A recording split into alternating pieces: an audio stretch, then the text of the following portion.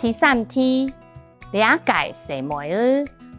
昨天阿炳哥解散符，和提案短解偏头，看起来空格。又成结，看起来怎么样？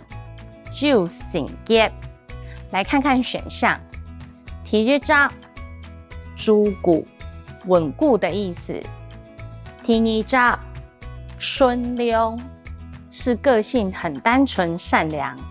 第三章，妥当、稳当的意思。第四章，傲慢，就是之前提到过的非常、相当。看起来怎么样？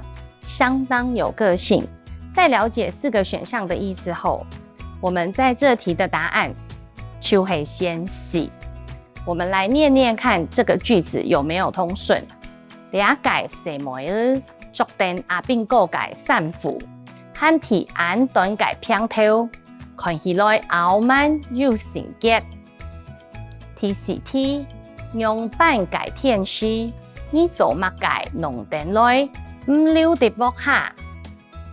1. 打狗唔出門。2. 狗顯滿臉。3.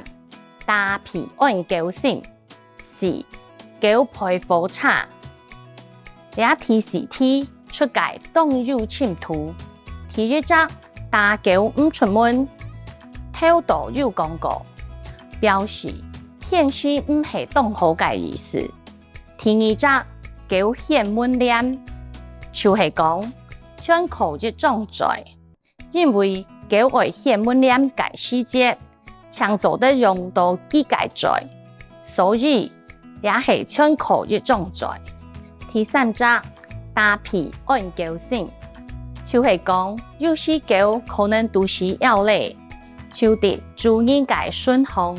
定來定去，這時節係主人打一隻皮卵，本兩隻狗皮多，就會搶有許多東西嘞。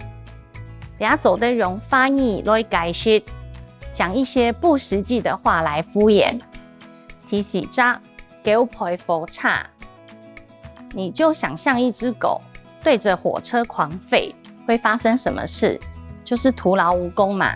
所以狗配火叉就是徒勞無功的意思，所以這題嘅答案就是先1。打狗唔出門，驗幾隻題目來試看啊。打狗唔出門嘅天時，你做乜嘅弄定來唔溜直落下。